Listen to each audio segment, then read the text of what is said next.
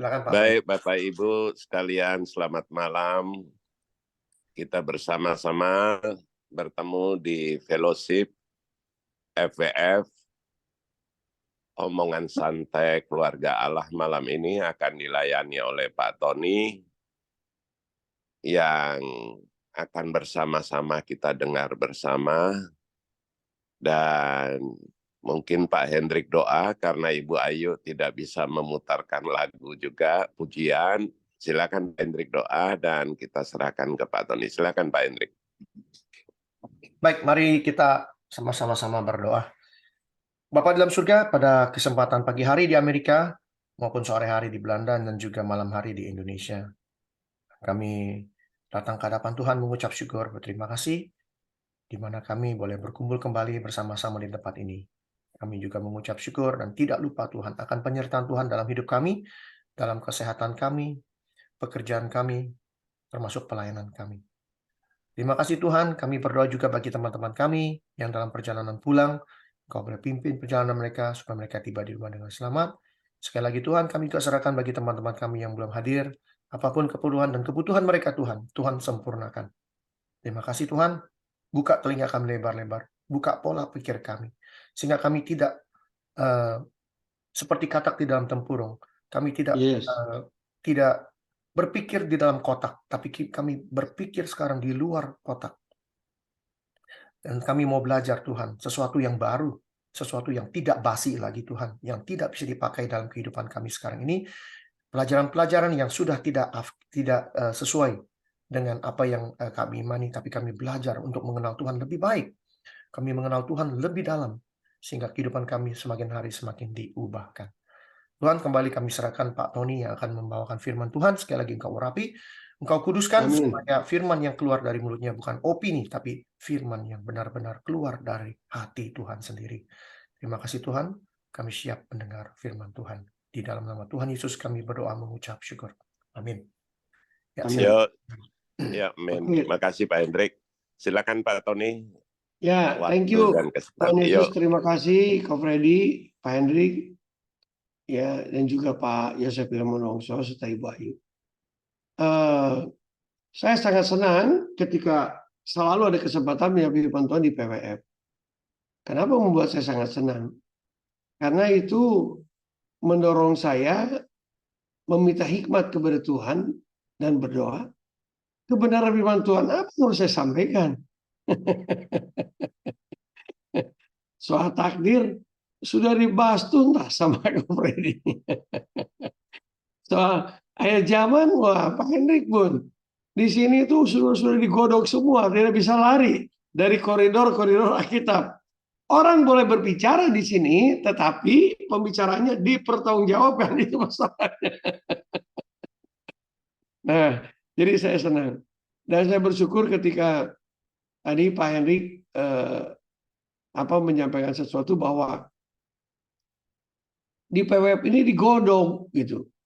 Orang hidup benar, ya. Diingatkan setiap hari, everyday loh, 30 hari non-stop, ya, tanpa berhenti.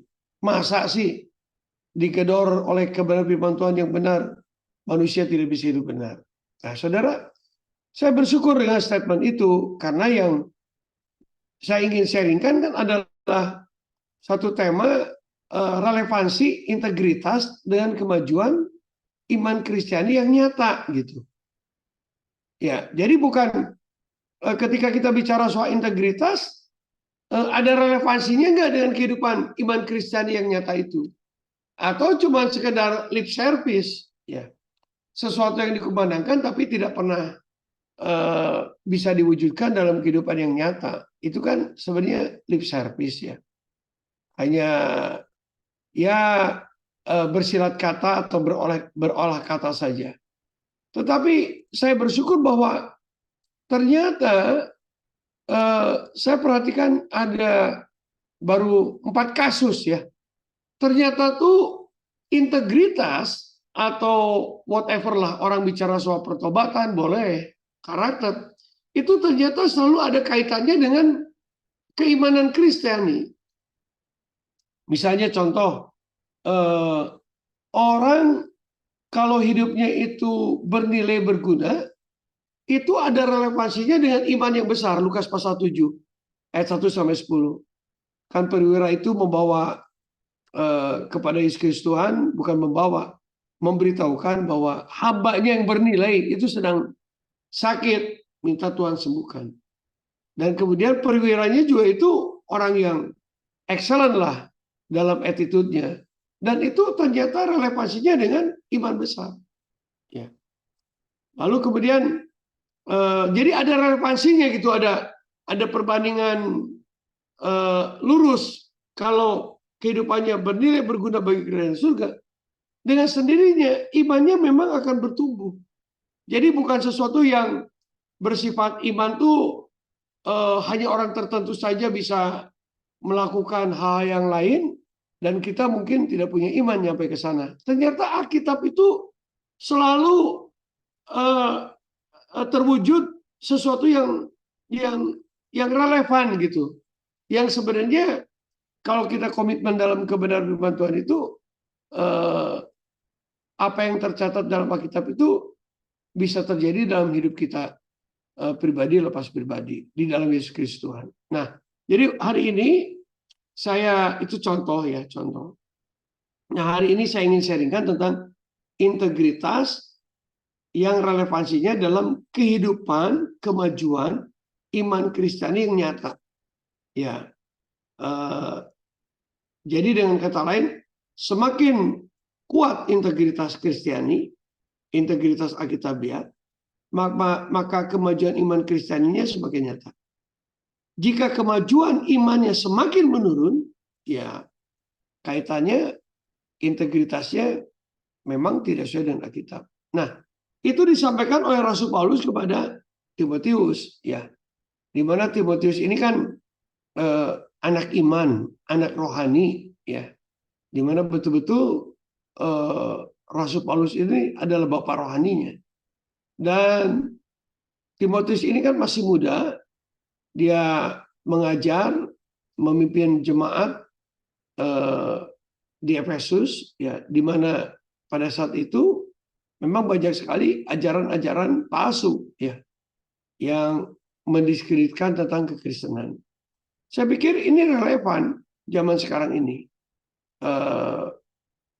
Ya, kita perlu menyadari seringkali yang namanya ajaran-ajaran nyeleneh, ajaran-ajaran yang opini, ya bagus sekali itu kata-kata Pak Hendrik. Opini seseorang itu justru dari orang-orang yang punya reputasi besar, ya, jemaat besar, ketua sinode, ya, dan memang terkenal lah begitu kan.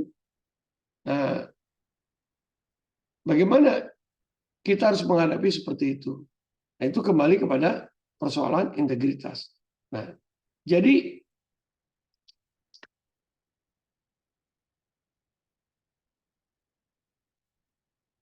saya sedikit share screen, ya. Tidak, ya. Jadi ini kan firman Tuhannya di sini, ya. 1 Timotius 4 ayat 12. Ya. Kita akan bahas sampai ayat 16 nih. Janganlah ada orang yang memandang rendah masa mudamu, tetapi jadilah teladan dari orang-orang percaya. Ya. Dalam kata, dalam percakapan, dalam kasih, amal, dalam roh, dalam iman, dalam kemurnian. Nah, ketika saya mempelajari ini, sebenarnya Rasul Paulus tidak terlalu membuat kita jelimet sebenarnya untuk merenungkan kebenaran firman Tuhan ini. Ya. Ya, dikatakan di sini kan seorang pemimpin itu dia akan mempunyai visi dan berintegritas, bertarung dalam pertarungan iman yang unggul dan produktif, maka Yesus Kristus dimuliakan. Jadi pemimpin itu tidak bisa tidak harus punya visi. Ya. Visinya ya kerajaan surga. Bukan visi ambisi, ya. Kalau ambisi kan muncul dari hasrat pribadi, ya, yang sumbernya dari diri sendiri dan bertujuannya juga kepada diri sendiri. Tapi kalau visi itu kan pergumulan seseorang melalui kebenaran firman Tuhan, Roh Kudus, dan pada akhirnya memahami, mengerti apa yang Tuhan inginkan dalam dirinya sendiri. Ya. Nah, ketika saya merenungkan ini, Rasul Paulus kan punya visinya tuh justru bukan kepada orang Yahudi, justru di luar orang Yahudi, ya, untuk menjangkau jiwa-jiwa itu, ya. Dan itulah Rasul Paulus. Dan Rasul Paulus punya konsep kebapaan sangat luar biasa. Karena Rasul Paulus selalu menegaskan bahwa ada ribuan pendidik, tetapi aku adalah bapamu karena Injil. Nah, jadi visi Rasul Paulus itu begitu strong kepada Injil. Nah, pada saat itu Yesus Kristus dimuliakan. Saya mengalami terobosan itu ketika kembali kepada visinya Tuhan. Jadi memang dulu Tuhan bicara kepada saya lewat pergumulan melalui kebenaran firman Tuhan, bahwa terutama 1 Samuel pasal 1 Samuel pasal 18, betul. Ketika Samuel sedang merenungkan tentang keberadaan Saul, di mana tabung yang biasa berisi minyak itu kosong. Nah, lalu Tuhan bicara, lupakan Saul, urapi isi tabungmu dengan minyak, dan urapi Daud. Nah, ayat itu berbicara kepada saya, dan saya harus mulai mengarah kepada generasi Daud. Artinya generasi muda. Nah, itu 20 tahun yang lalu, teman-teman. Tetapi pada waktu itu gereja kami, gereja saya yang saya rintis itu, justru di dalam itu menentang saya. Ya. Akhirnya, waduh, saya sempat terpapar dalam artian, ya sudah deh, saya lupakan. Tapi 2 tahun sebelum COVID, nah visi itu terus bergelora lagi, dan saya bergerak menjawab anak muda. Wow, dahsyat itu. Ya, sekarang anak muda yang direkrut di tempat kami itu kurang lebih 25 orang, ya, dari berbagai daerah. Dan jujur, saya benar-benar, maaf, bukan sebuah kesombongan, tidak merasa beban berat gitu, ya, dalam menjangkau itu, ya, mencari siswa dan lain sebagainya. Bahkan ada banyak kesaksian pemulihan anak muda di tempat kami, ya. Dan ternyata itu penjangkauan jiwa tuh multiplikasinya cepat di Kota Bandung.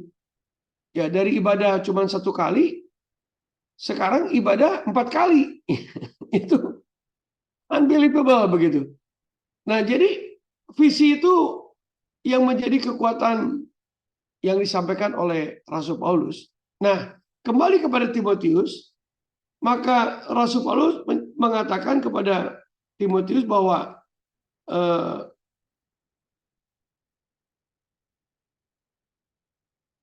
ya, be example for the world, ya, teladan bagi dunia. Nilai kehidupan para pemimpin muda. Nah, yang menarik yang disampaikan oleh firman Tuhan itu ternyata Rasul Paulus itu menyampaikan searah jarum jam. Ya. Jadi nggak bisa nih dari mulai word hikmat itu ke kiri dulu, ke kiri itu ke sebelah saya ke sini, berlawanan dengan arah jarum jam. Purity, kemudian hidup, ya, lalu faith, spirit, nggak bisa. Ternyata Rasul Paulus memang menyusunnya demikian. Word, hikmat, composition, perilaku, akhlak, charity, kasih agape, spirit, faith, dan ke sini. Purity, kemudian hidup. Nah, saya ingat kalau di PWF kan kita, ya, saya dengan Pak Hendrik punya pemikiran yang sama bahwa kita sebenarnya diberi kuasa untuk hidup bisa bebas dari dosa, melawan dosa, menolak dosa. Nah, ternyata Rasul Paulus pun bicara kepada Timotius, bahwa jadilah teladan, purity, kemudian hidup. Nah, ini kemudian hidup ini sinless of life. Nah, kita nanti bahas sebentar. Nah, saudara, kita mulai dengan word, hikmat. Ya. Hikmat itu kan berbicara soal perkataan Kristus, toh, dalam kehidupan kita pribadi dan pribadi. Secara simpelnya adalah jika ia katakan ya, jika tidak katakan tidak. Do not lie to one another. Ya. Hendaklah perkataan Kristus diam dengan segala kekayaannya, sehingga kamu bisa memberi jawab kepada semua orang. Nah, saudara, apakah kita, ya, khususnya saya bicara kepada para mahasiswa dan dosen, apakah perkataan yang keluar dari diri kita tuh biblical word, ataukah perkataan diri pribadi, ya, atau opini itu yang menurut kita benar, lalu kita sharingkan. Seharusnya kan perkataan firman Tuhan, kebenaran yang berasal daripada Kristus itu, yang keluar dari mulut kita. Ya, makanya kan kalau kita pun berkhotbah, kalau memang itu hasil penggalian kita, ya kita harus berani menyampaikan dengan benar. Ya, seandainya ada kutipan-kutipan, entah dari seseorang, entah dari buku, maka ketika kita khotbah, ya kita harus berani menyampaikan ini. Nah, perkataan ini, saudara, yang seringkali dilupakan oleh banyak orang, yaitu perkataan-perkataan kebenaran firman Tuhan yang keluar dari mulut kita. Ya. Perkataan kita tuh jangan hambar. Ya, artinya jangan hambar tuh tidak ada kuasa. Karena bukan dari basicnya tuh, dasarnya bukan dari Alkitab ini. Ya. Tapi semua dari opini. Ya. Biblical studies itu kan, ya. Sehingga kita membicara kata demi kata, bukan karena berbicara soal penafsiran. Nah, itu yang Rasul Paulus katakan kepada Timotius, ya, jadilah teladan. Ya. Lalu kemudian, ya, perkataan yang benar, ajaran yang sehat, supaya ia sanggup menasihati orang berdasarkan ajaran itu dan sanggup meyakinkan penentang-penentangnya. Lalu yang kedua adalah conversation itu adalah perilaku utuh, lengkap. Ya. Nah, saya coba lihat di bahasa Yunani menurut Word, ya, Word Bible, ternyata ini berbalik, to turn back kepada suatu perilaku, tindak tanduk, kelakuan, tata krama, ya, sesuatu yang bersifat karakter, bukan tebar pesona. Ya. Jadi perilaku itu berbicara bukan reputasi. Kalau reputasi kan apa yang orang lain lihat pada diri kita. Menjadi seorang pelaku YouTuber, mungkin followernya bisa 100.000, 200.000, bisa jutaan, ya. Tetapi kan pada akhirnya itu bicara reputasi. Sedangkan Rasul Paulus mengatakan, kalau perkataan Kristus ada dalam diri kamu, maka perilaku kamu, akhlak kamu, betul-betul merupakan watak kekristenan. Artinya, who you are before Christ. Siapa engkau di hadapan Kristus Tuhan? Siapa kita? Siapa kita yang sebenarnya? Nah, itulah yang Rasul Paulus katakan kepada Timotius. Jangan kamu berpikir engkau muda, tapi perilakumu, manner of your life, itu harus betul-betul jadi teladan.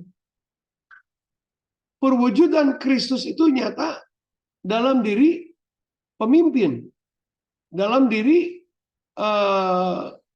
tokoh, saudara. Termasuk ya saya tidak punya urusan dengan eh, pilkada dan lain sebagainya. Tetapi menurut saya seorang pemimpin dimanapun berada, termasuk di Indonesia dan di berbagai macam daerah, saudara, bagaimana perilakunya, ya, behaviornya bagaimana? Kalau perilakunya tidak menjadi teladan, ambruklah negara ini. Ya, jadi penting sekali perilaku itu, saudara. Dan itu tidak bisa dipungkiri, saudara. Perilaku itu. Salah satu contoh, ya karena saya menangani asrama, ya. Ternyata perilaku pemimpin itu diperhatikan oleh para mahasiswa. Tingkah lakunya, ya, cara bicaranya, bagaimana kehidupan kerohaniannya, bagaimana cara memanage keluarga, istri dan anak-anak. Perilaku itu diperhatikan oleh para mahasiswa. Saya baru tahu ketika terjadi ada pembukaan ibadah untuk semester baru 1 bulan yang lalu, ya, dengan mahasiswa baru, banyak para pendeta yang ikut di kelas Bandung. Dan ketika para mahasiswa bersaksi, saya bersyukur karena mereka melihat tingkah laku daripada dosen itu yang menginspirasi mereka untuk hidup benar. Lalu kemudian setelah itu Rasul Paulus katakan, jadi teladan itu, ya, adalah tentang, ya, ini tadi saya sudah sampaikan, ya, charity. Jadi bicara soal charity itu adalah kasih agape, kasih yang selalu membangun, memberikan solusi, bukan menjatuhkan. Kritikan seringkali tidak ada solusi. Sifatnya judgment. Ya, tetapi solusinya tidak pernah dinyatakan. Nah, itulah sebabnya dalam Matius pasal 7, 21-23, bukan setiap orang yang berseru kepadaku Tuhan, Tuhan, akan masuk ke dalam kerajaan surga, melainkan dia yang melakukan kehendak Bapakku yang di surga. Pada hari terakhir, banyak orang akan berseru kepadaku, Tuhan, Tuhan, bukankah kami berbuat demi namamu dan mengusir setan demi namamu dan mengadakan banyak mujizat demi namamu juga. Pada waktu itulah aku akan berterus terang kepada mereka dan berkata, aku tidak pernah mengenal engkau. Ya, jadi saudara, nyala daripadaku, kamu sekalian pembuat kejahatan. Tidak dikenal Tuhan, artinya tidak ada kasih. Barang siapa ada kasih, dikenal Tuhan. Itu Rasul Paulus sampaikan dalam 1 Korintus 8 ayat 3. Nah, jadi bagaimana? Apakah jemaat juga suka berbuat baik, saling tolong-menolong, membagi dengan mereka yang menyampaikan suatu pengajaran firman Injil kerajaan? Ya. Saya bersyukur ada ayat ini. Kasih itu sabar, kasih itu murah hati. Seandainya kata kasih itu diganti oleh Tony Andrian, maka dikatakan Tony Andrian itu sabar. Tony Andrian itu murah hati. Tony Andrian tidak cemburu.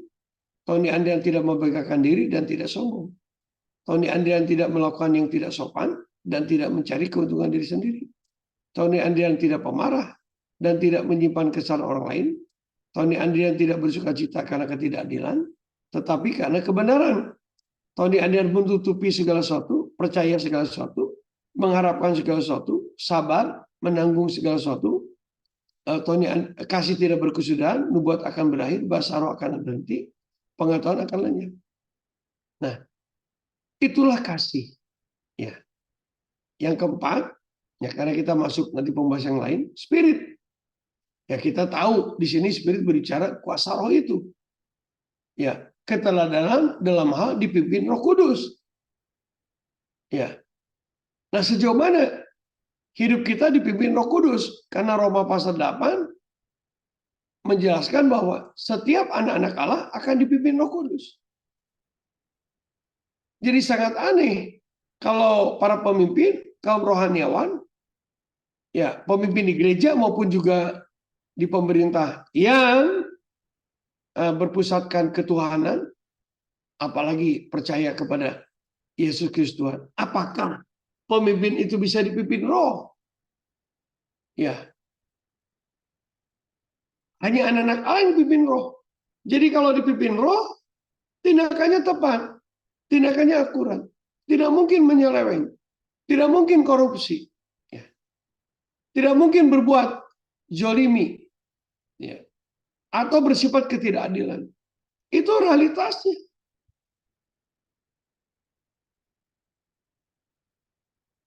Pemimpin yang dikuasai Roh Kudus, dikuasai roh, spiritualitas, maka tidak mungkin berbohong atau banyak janji palsu. Terkadang ya tidak apa-apa direkam juga. Memang realitas begitu kok.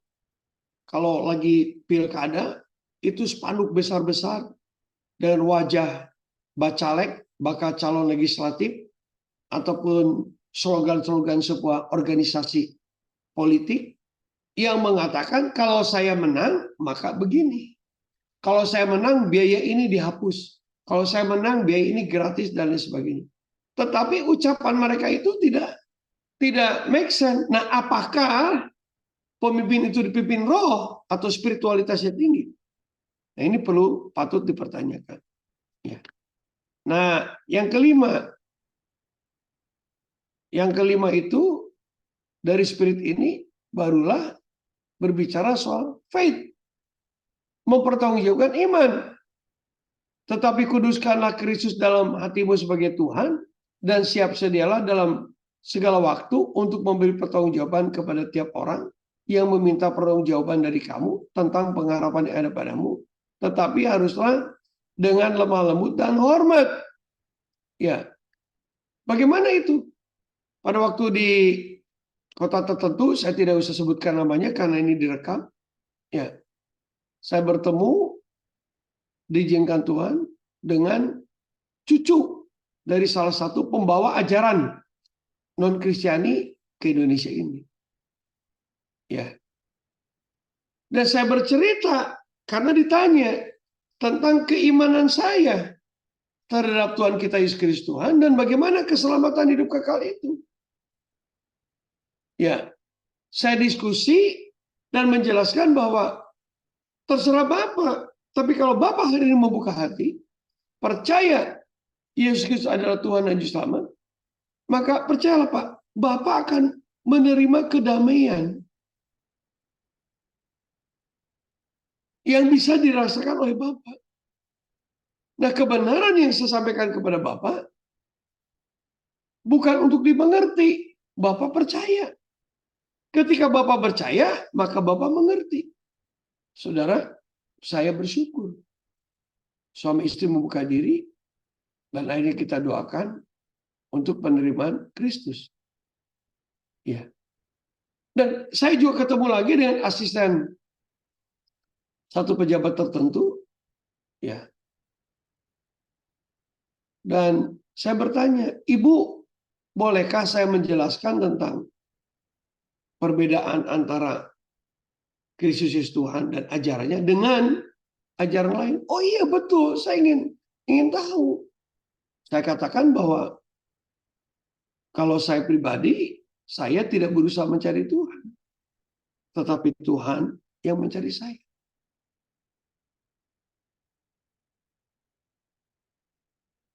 Sepertinya sulit. Saya dengan kekuatan saya sendiri mungkin bisa, tetapi saya belum menemukan contoh bisa menemukan Tuhan. Ada tokoh di Alkitab berkenan di hadapan Tuhan, tapi Tuhan pun menyuruh malaikat untuk datang sampai akhirnya orang ini melalui stafnya memanggil Rasul Petrus dan disampaikan Injil Yesus Kristus Tuhan sehingga dia mengenal siapa Tuhan sebenarnya itu. Itu adalah Kornelius. Dan saya adalah salah satu orang yang ditemui Tuhan. Dan kami diskusi, dia merasa senang. Saya ngomong kepada ibu itu, ya ibu tenang saja, ibu pikirkan. Saya berdoa supaya ibu mengenal Tuhan Yesus. Nah, saudara, itu salah satu bukti pertanggungjawaban iman kita. Bukan untuk didebat, tetapi dijelaskan yang sejelas-jelasnya dan sebenar-benarnya. Ya, ini highlight, saudara. Nah, barulah setelah ini adalah purity, sinlessness of life. Karena bahasa Yunani-nya dipakai hagneia, yang berarti kemurnian kehidupan tanpa dosa. Ya, ini luar biasa, saudara. Jadi Rasul Paulus itu memberikan sebuah rumusan tentang integritas itu tidak bisa berdiri sendiri. Ada faith, ada word, kebenaran firman Tuhan, ada perilaku, ya, ada kasih, dimulai dengan kasih phileo kepada saudara seiman dan lain sebagainya, menuju kasih agape, ya. Lalu kemudian kehidupan roh, ya, anak Tuhan dipimpin Roh Kudus, dan mempertanggungjawabkan iman Kristiani. Maka dari 5 langkah ini, maka kemudian kita bisa mencapai kemuliaan hidup.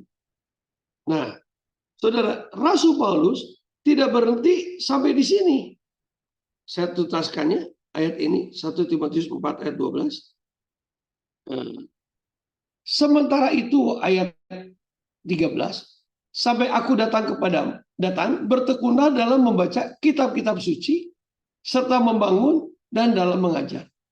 Jangan lalai dalam mempergunakan karunia yang ada padamu, yang telah diberikan kepadamu oleh nubuat dan dengan penumpangan tangan sidang penatua. Jika integritas itu, ya, yang terdiri dari 6 keteladanan itu ditopang, sudah, ya, pilarnya itu adalah ketekunan dalam membaca kitab suci, dalam membangun dan dalam mengajar jemaat. Pilar ketiga adalah jangan lalai dalam mempergunakan karunia yang ada padamu. Artinya, saudara, kobaran karunia itu bagi kita orang yang sudah percaya Yesus memang harus dikobarkan. Spirit itu, saudara. Jadi Anda sudah menerima spirit, maka spirit itu disampaikan. Spirit tidak mudah putus asa. Ya. Kan kasih itu tidak membawa dampak ketakutan. Kasih yang sempurna menghilangkan ketakutan. Karena Tuhan tidak memberikan roh yang membuat Anda dan saya mengalami ketakutan. Tetapi roh yang membangkitkan iman dan membuat segala sesuatu berjalan dengan sopan dan terhati. Ya, jadi integritas, saudara, yang ditopang oleh 3 pilar. Ketekunan dalam membaca kitab suci. Kemudian juga membangun dan mengajar jemaat. Ya, mengajar apa ya? Back to the Bible. Seperti PWF ini setiap hari itu. Ya. Dan juga ditopang oleh pilar kobarkan karunia roh yang ada pada diri Anda dan saya. Dimanapun kita berada. Ya. Nah, karunia roh itu kan, mengobarkan karunia roh itu termasuk persahabatan, saudara. Friendship, brotherhood. Ya, kesetiakawanan. Maka Rasul Paulus mengatakan demikian. Ya. Ayat 15. Perhatikanlah semuanya itu, hiduplah di dalamnya, supaya kemajuanmu nyata kepada semua orang. Ya, itulah sebabnya tema malam ini saya beri tema firman Tuhannya adalah relevansi integritas dengan kemajuan iman Kristiani yang nyata dalam kehidupan orang-orang Kristen. Ya. Jadi seharusnya iman kita kemajuannya nyata. Kalau jemaat ya tidak mudah tersinggung, ya. Kalau Pak Gembala sibuk lupa menyapa, dia tetap move on, bergerak begitu. Ya, nyata kemajuan imannya. Dulu tidak bisa berdoa, punya hati yang baik kepada Tuhan, ya. Berani berkorban, berani menabur, percaya kepada Pak Gembala. Ya, hatinya tuh murni, itu namanya kemajuan yang nyata begitu. Bukan kemajuan iman Kristiani kita makin menurun dan kita selalu berbicara tentang masa lalu. Bukan itu. Tapi bagaimana today? Ya. Apakah kemajuan kita nyata? Ya mohon maaf tadi saya bersaksi di awal bagaimana perkembangan penuaian jiwa. Ya karena memang harus nyata kemajuannya. Kemajuannya harus nyata. Tidak bisa ditutup-tutupi kemajuan itu. Harus betul-betul nyata. Ya. Sebagai garam dan terang dunia, sebagai surat yang terbuka. Kalau kemajuan kita tidak pernah nyata, baik spiritualitas, mentalitas, intelektualitas kita, maka sebenarnya kita harus kembali merefleksi apakah integritas kita sudah menjadi teladan. Ya. Integritas 6 aspek itu sudah betul-betul dijalankan, ya, menjadi realitas dalam kehidupan Anda dan saya. Ya. Lalu terakhir Rasul Paulus katakan bahwa awasilah dirimu sendiri dan awasilah ajaranmu. Bertekunlah dalam semuanya itu, karena dengan berbuat demikian engkau akan menyelamatkan dirimu dan semua orang yang mendengar. Awasilah dirimu sendiri dan awasilah ajaranmu. Saya senang dengan istilah Kofredi dengan guyon keliling benua Amerika kurang lebih 2 bulan. Ya itu Pak, ngejar PK. Oh, luar biasa. Nah, bagaimana ketika saya menyampaikan integritas ini? Apakah di balik itu reputasi nama yang saya kejar? Ataukah persembahan kasih sudah? Nah, ini yang Rasul Paulus katakan kepada Timotius, awasilah dirimu sendiri dan awasilah ajaranmu.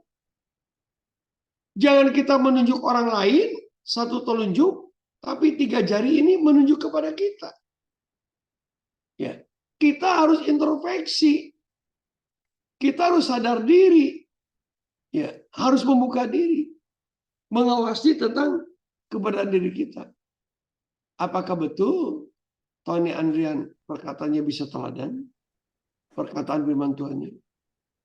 Apa betul ya kasih kepada sesama, kepada semua orang, kepada saudara itu boleh nyata? Ya. Saudara, terima kasih Pak Freddy tadi bertanya jadi mengingatkan saya, bagaimana Pak Tony dengan Pulau Rote? Yes, saya di Pulau Rote karena tergerak teman kita berdoa, oke, kita bangun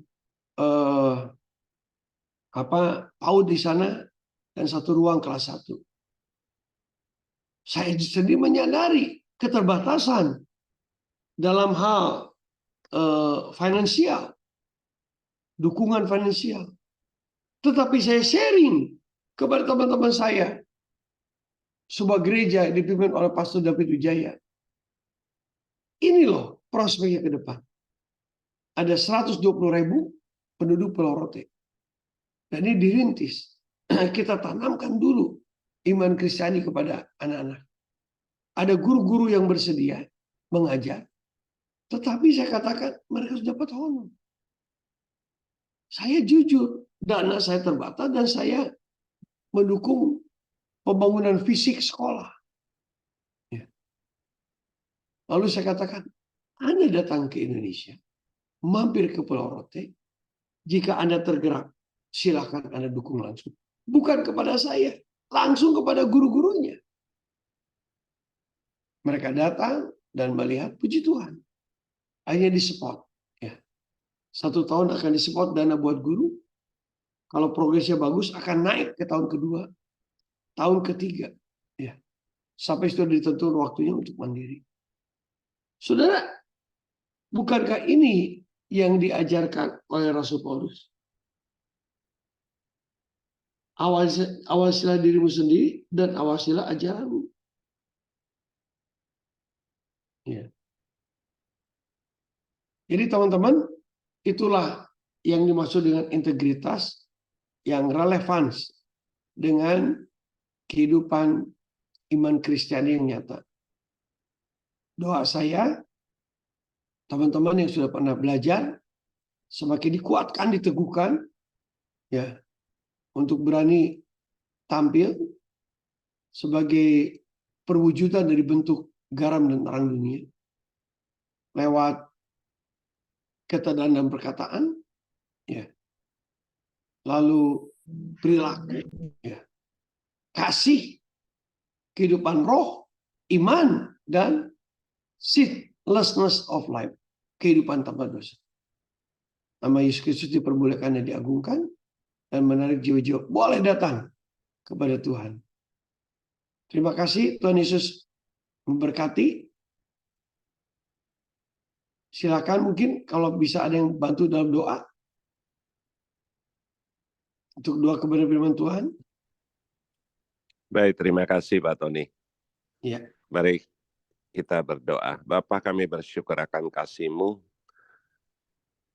Engkau Allah yang hidup, yang menuntun kami melalui malam ini, melalui Pak Tony, untuk mengajarkan kami segala sesuatu, untuk kami komitmen dan mengikuti ajaran-ajaran-Mu, agar integritas kami boleh dilihat oleh semua orang, dan banyak orang datang, dan nama-Mu dimuliakan.